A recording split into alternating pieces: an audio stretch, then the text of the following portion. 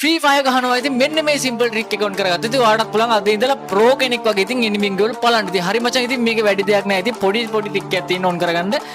ඉතින් මචං වීඩියෝ එකට යන්න කලින් කියනවා. ඉතින් මේක iPhone ගහන සෙට් එකට විතරයි මචං. ඉතින් මේක මේ විදිහට හදලා බලපන්. ඉතින් මේක දන්න සෙට් එකේ ඉන්නවා මචං. ගොඩක්ම දන්න සෙට් එකේ ඉන්නවා. ඉතින් දන්න දේ සෙට් එකක් තියෙනවා. දන්න දේ අයට තමයි මේ වීඩියෝ එක බලලා ඉතින් නොදන්න කෙනෙක් ඉගෙන ගන්නවා නම් එච්චරයි.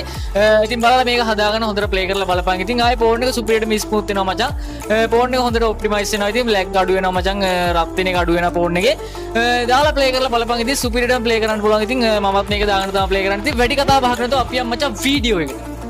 හරි මචං ඉතින් අපි බලමු මේක හදාගන්නේ කොහොමද කියලා. ඉතින් මචං ඔයාලා සෙටින් එකට යන්න. සෙටින් එකට ගිහලා උඩම සර්ච් බාර් එක සර්ච් කරන්න ඕනේ ෆෝකස් කියලා. ෆෝකස් කියලා සර්ච් කරපුවම උඩම එකට යන්න මචං. උඩම එකට ගිහලා ඔයාලට මෙතන පේනවා ඇති ගේමින් කියලා තියෙනවා.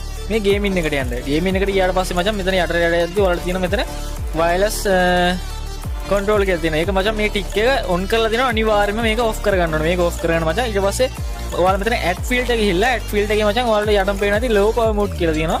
ඒකත් මචං ඔෆ් කරගන්න මෙන්න මේ විදිහට. මේක මේ විදිහට ඔෆ් කරගත්තට පස්සේ මචං කෙලිම ආයෙ වෙන මොකුත් කරන්න දෙයක් නැහැ මචං. කෙලිම ඔයාලට මෙහි උඩින් නොටිෆිකේෂන් මේ බාර් එක මෙතනින් අදිනවා.